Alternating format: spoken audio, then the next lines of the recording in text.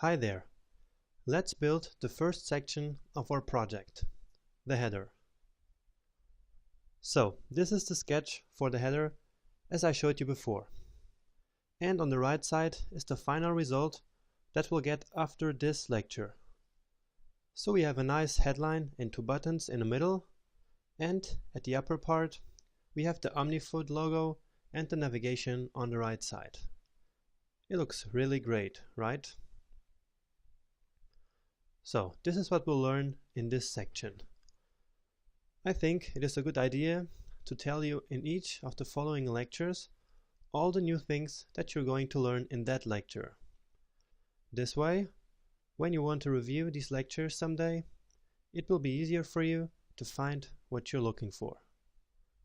Also, you get a feeling of what you will achieve after each lecture.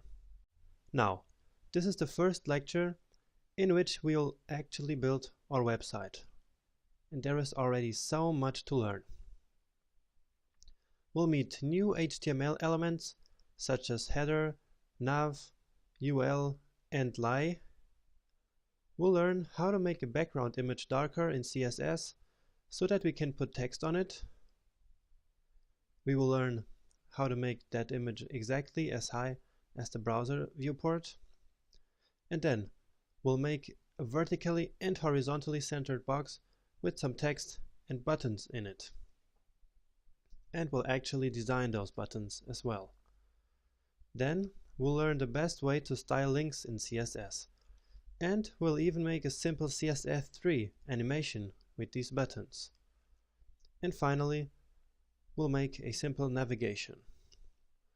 So let's waste no more time and go straight back to brackets.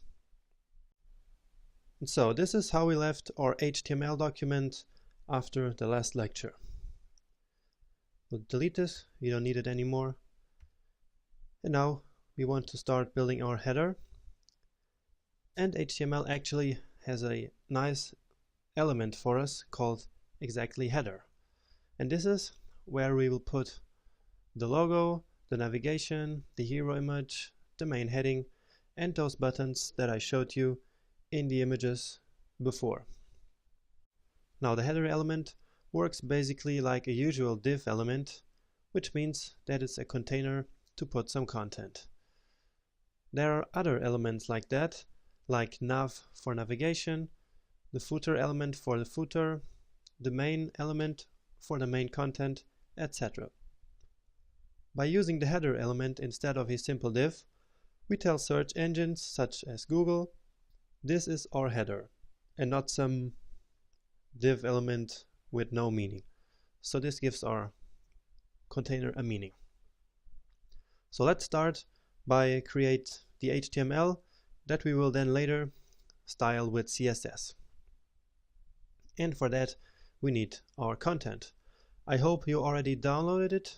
I have it here on my desktop. So let's just put it here and unzip it. Alright, and down here we have the content.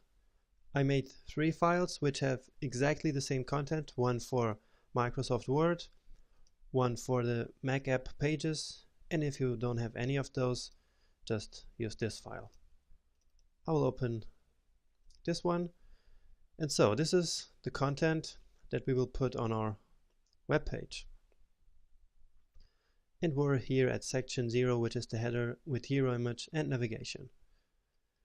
And that's our headline, and I will just copy it because we'll need it in a minute. So back here. As I told you, we will have a vertically and horizontally centered container where that headline will be. So let's first make a div element for that container.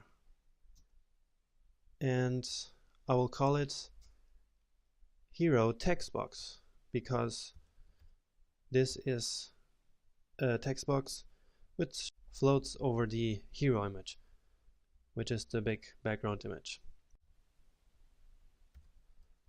Alright, so this will be the box that we will center in a minute using some CSS. Now, that main heading that we just copied and here it is. And now we want some buttons. And for buttons we use the link element that we will then style with CSS to make them look like nice designed buttons. So we need the href attribute, and since we don't have anywhere to point at this moment, so we have no document where we want to link to, we put a dummy link, and that's usually made using this hash symbol. So this link points nowhere right now. So let me just get the text.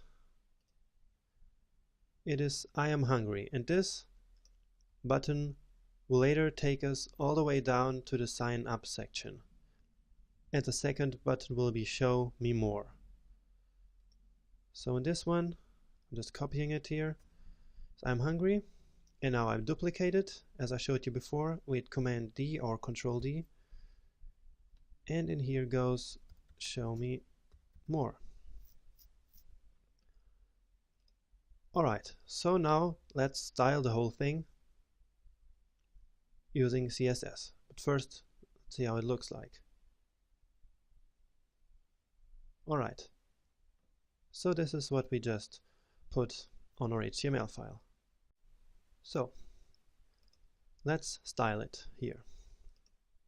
And add a new rule here for the header. And the first thing that we're going to do is to set the background image. And in order to do that, let's go back to our folder. And we have the OmniFoot contents, and the background image that OmniFoot gave us is called hero, this hero image. So this is the image that we will use as our background image. I actually got this image from one of the resources that you can find in the course ebook. Okay, so you probably already know where to put this. It's in the resources folder, CSS, and then images, because it's a background image, and we will use it in the CSS file, from the CSS file. So now, how do we use this in CSS? It's quite simple. Just say background image, and then we use URL img and then the hero.jpg. So this is our image. Very easy to incorporate, right? We can even see if that's the correct image, and yeah, it is. So let's see how this looks like. Alright, now the problem that you see is that the image only fills the part that has some content here. So what we want to do now is to make this header as high as the viewport, which means from here all the way down here. So we want to fill the whole viewport with the image. So we need to set the height of the header element. And how do we do that? There's a simple trick, which is this one. We just set it to 100 view h. And this means that's 100% of the viewport. Very simple. So let's see if it worked. Alright, now the image looks like we want it. Now we have some problem here, which is this white space here, and I will tell you why this happens. This is pretty annoying. It's because of this h1 element, which has I will tell you this, using the Chrome developer tools as I showed you before. Let me just show you this quickly. So as you see with the orange bars, this has some margin, top and bottom. And this is because of the normalize CSS file. So we have to get rid of that before we can do anything else. This is really annoying. So let me just margin 0. And now it should have been gone. Now the image doesn't look quite as we want it, right? Because it's way too zoomed in. So we have to tell the browser in some way that we want to see the whole image. And we do this using the background size. Background size, and we say cover. And also we want to have the background centered. So we use background position center. And that's much nicer. Very, very good. Now if we would resize this window, it will always find a way to let us see all the image. So now let's find a way to center this box, which has this title and those buttons that we'll style in a minute. So this is called, let me see, hero text box. We'll copy it actually and paste it here. So how do we do this? We will actually not use the responsive fluid grid that we set up before, because we want this box to be an absolutely positioned box, because that's the only way we can vertically and horizontally center it. And I will assign the width of the row, which is, if you remember, 1140 pixels. So this will look like a row because it has the same width, but it will be absolutely positioned. And in order to do that, we say we want it 50% from the top and 50% from the left. So let's see what this looks like.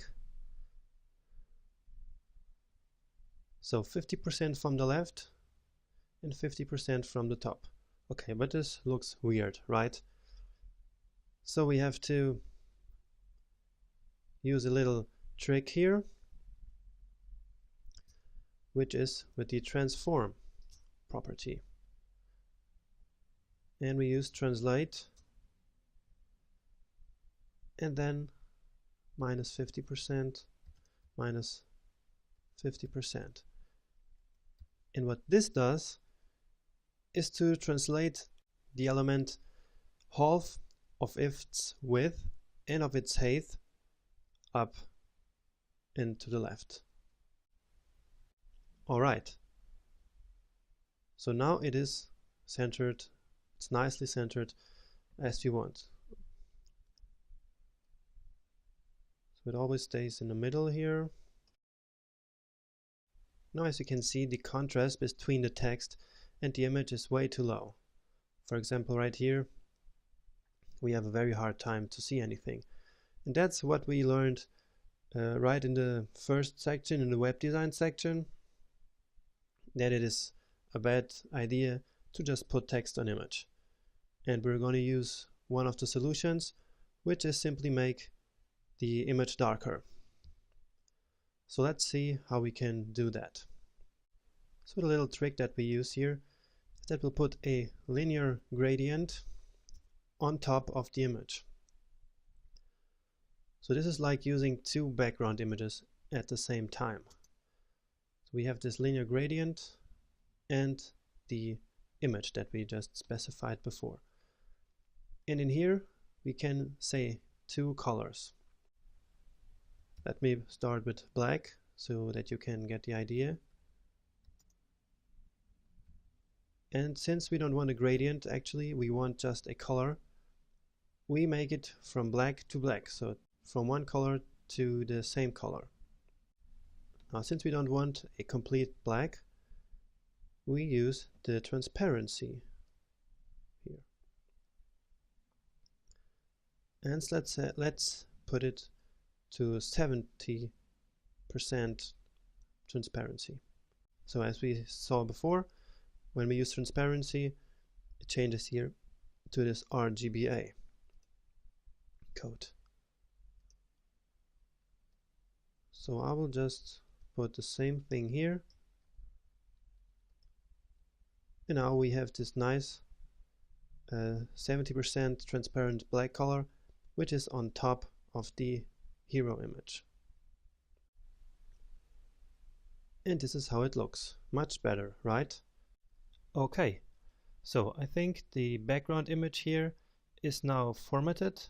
So let's end the first part of building our header right here. In the next video, we'll start to format the main heading here and these two buttons.